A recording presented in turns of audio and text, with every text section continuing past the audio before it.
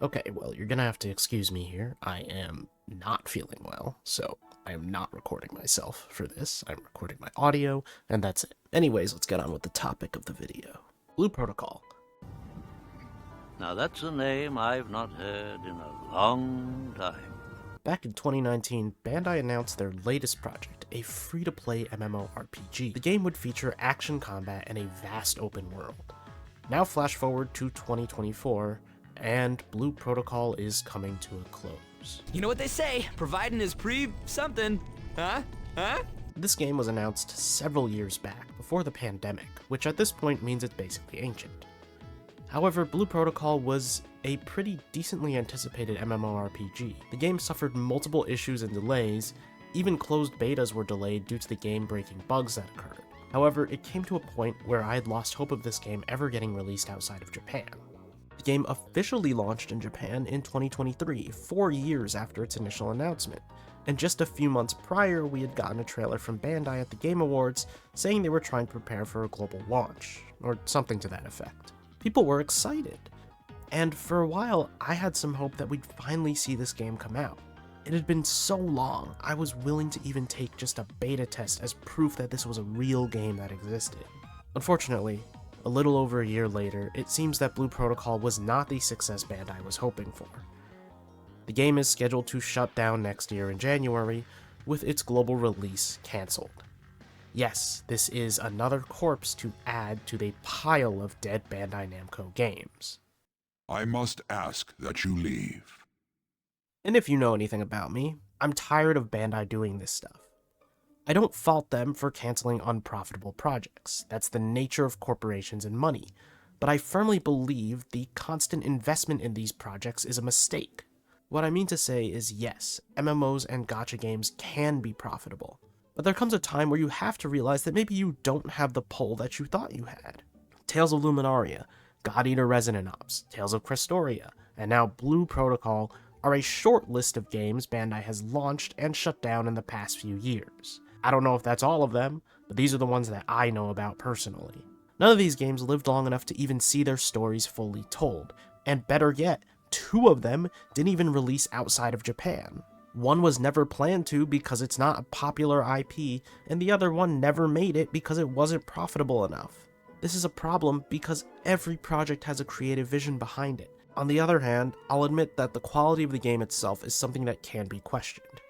I personally did not like Luminaria, I've made that very clear, and I found Crestoria to be buggy and kind of laggy when I did play it. There's something to be said about watching each of these games live a very short life, then become inaccessible, and their stories become lost to time.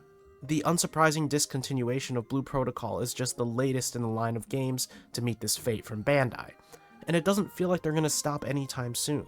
I really hope that this is the one that makes Bandai realize that they should stop making these kinds of games. Now then, it seems the night is waning. It is almost time. Yeah, I mean, I don't have a ton to say here either. I've said it all before. I just genuinely dislike this trend of companies pouring years of time and resources into this live service games thing, and then shutting them down because they aren't profitable. A company has to company, and that means cutting losses before the hole gets too big. But it's so tiring to see this happen again and again with Bandai. I sit here hoping for things like Code Vein 2, God Eater 4, Scarlet Nexus 2, Tales of something IA. And we get a game that never gets localized, is not going to ever get localized, and then gets shut down. So, nothing. Companies putting so much effort into these big live service games that flop, and since they're live service, they could get lost to time. It matters not to me how bad or awful a game is, every game should be preserved in some form. I mean, Nintendo is actually creating a non-live service version of Animal Crossing Pocket Camp post-shutdown, and I think that's fantastic. I understand there's a reason why they don't do this or announce this in advance, because it will lead to problems with profiting off of these titles that are supposed to be very profitable, but again, not preserving them just means they get lost to time. If you're going to shut down your live service game, at least make it playable in some form. Not just lost to time because, haha, there's no money coming in anymore. Well's all dried up, team. It's time to cut the losses and throw the game into the abyss. I never got to experience Blue Protocol. And while it's not a huge blow to me, there are several games I didn't experience, and the stories aren't even preserved online. It's just gone. And my opinion is not uncommon. It'll probably just fill the sea of similar opinions that companies won't listen to because profit is everything.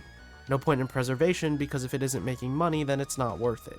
And it's not like I don't understand this, because in some form, there are many things I don't talk about on this channel, because I think that people won't be interested in my opinion on them. In some ways, it's the same concept. But at the same time, come on. No one really tells how difficult it is to change a live service game into a non-live service version. I don't think I've seen many, if any, comments or videos about that. Maybe I just haven't searched it up, but whatever. I'm sure it's no easy task, but is it really so impossible? I guess if you have any insight or experience in understanding that, feel free to leave a comment. And if you have any opinions about Blue Protocol, maybe you played it, maybe not, leave a comment as well. And as always, you can leave a like if you enjoyed the video, and subscribe to the channel for more things anime RPG and JRPG related. Thanks for watching, and I'll see you guys next time. Yes! It worked, oh shit. It worked.